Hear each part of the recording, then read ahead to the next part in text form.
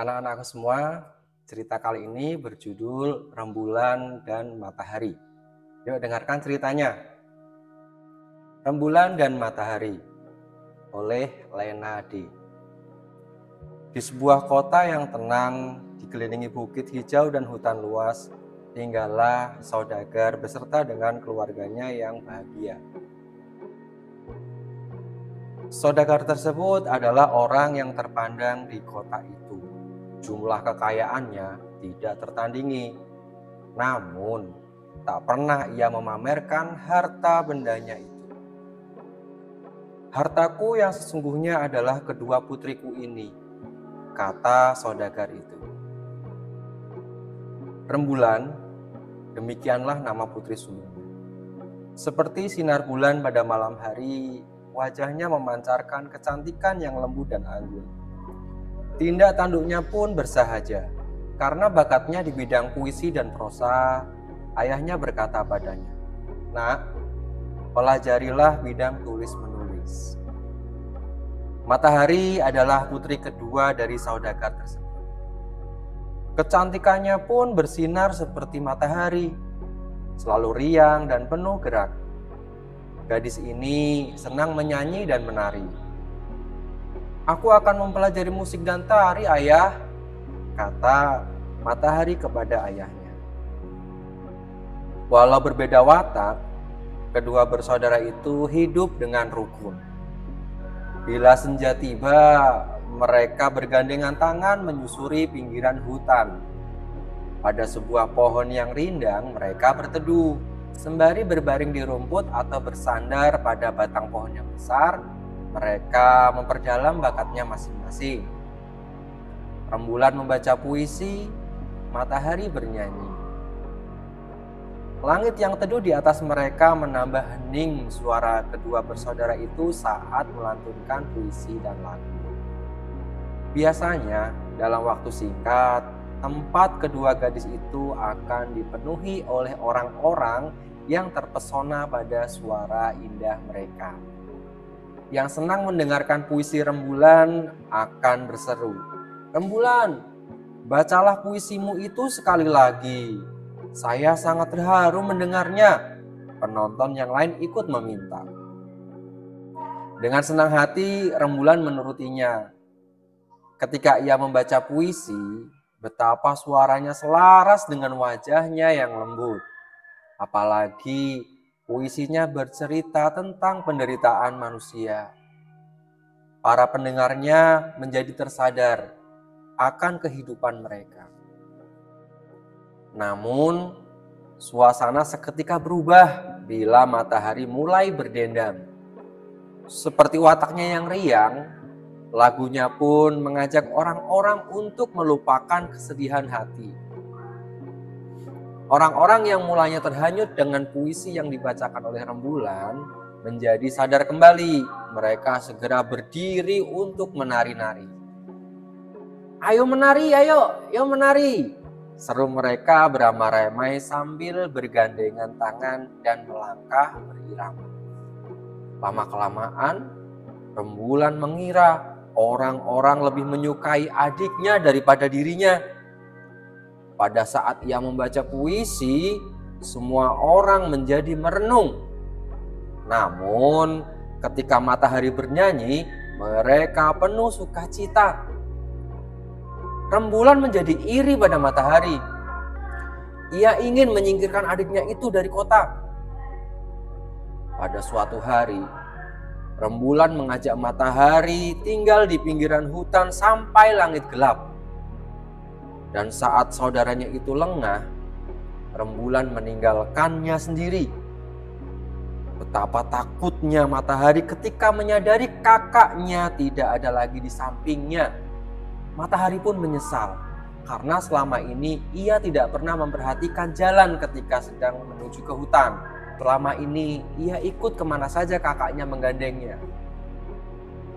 Saat berjalan, ia selalu asik berlatih bernyanyi dan menyapa orang-orang di sekitarnya, sehingga ia tidak memperhatikan jalan ketika menuju ke hutan. Matahari mencoba mencari jalan pulang. Akhirnya ia malah sampai di ladang semangka. Ia pun menangis sedih di dekat sebuah pohon semangka. Pohon semangka itu pun iba kepadanya. Nyanyian gadis itu sering ia dengar. Nyanyian matahari membuatnya senang, menyuburkan tubuhnya, dan membesarkan buah-buahnya. Oleh karena itu, pohon semangka berkata kepada buahnya, buah, sembunyikanlah gadis ini. Sembunyikanlah gadis ini di dalam dirimu, agar tidak ada orang jahat yang bisa mengganggunya. Sebuah semangka besar kemudian membelah dan matahari masuk ke dalamnya. Angin yang bertiup melihat kejadian itu. Kasihan matahari, apa yang terjadi jika ada orang jahat yang mencuri semangka itu? Gumam angin khawatir. Selama ini angin sangat suka pada nyanyian matahari. Angin sering menghembuskan suara nyanyian indah matahari agar terdengar banyak orang dan membuat mereka bahagia. Maka angin mengumpulkan kekuatannya, lalu meniup buah semangka itu sekuatnya. Menggelindinglah, menggelindinglah. Menggelindinglah, menggelindinglah ke dalam hutan. Perintah angin. Buah semangka besar itu kemudian menggelinding ke dalam hutan dan sampailah dia di depan sebuah pondok tua. Pondok tua tersebut dihuni oleh seorang kakek-kakek tua yang hidup sendirian. Tak berapa lama kakek-kakek tersebut menemukan buah semangka besar di depan rumahnya. Ia pun penasaran dan segera membelah buah semangka tersebut. Ternyata di dalamnya terdapat matahari. Matahari yang baru tersadar, dia pun menangis. Dia meminta tolong kepada kakek tersebut. Dia menceritakan kejadian yang dialaminya bahwa dia tersesat di dalam hutan, tidak bisa kembali ke rumahnya. Kakek tua tersebut merasa iba. Ia pun menolong matahari. Matahari dirawat dan dipersilahkan untuk tinggal di rumahnya sampai dengan kondisinya sehat kembali.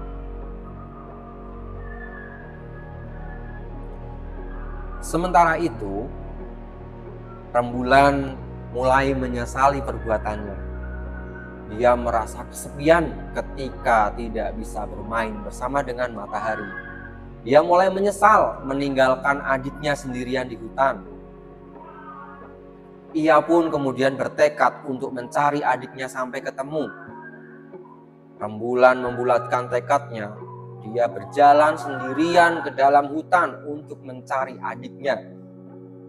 Dia terus memanggil-manggil adiknya, "Matahari, matahari, matahari, di mana kau?" Tapi matahari tidak menyaut. Rembulan terus berusaha keras untuk mencari adiknya. Dia tak kenal lelah menembus gelapnya hutan. Ia tidak peduli ketika kakinya tertusuk duri dari tanaman-tanaman yang ada di hutan. Dia terus melangkah maju untuk mencari adiknya sampai ketemu. Sampai akhirnya rembulan tiba di depan sebuah pondok tua. Tenaganya sudah habis. Kakinya sudah sakit.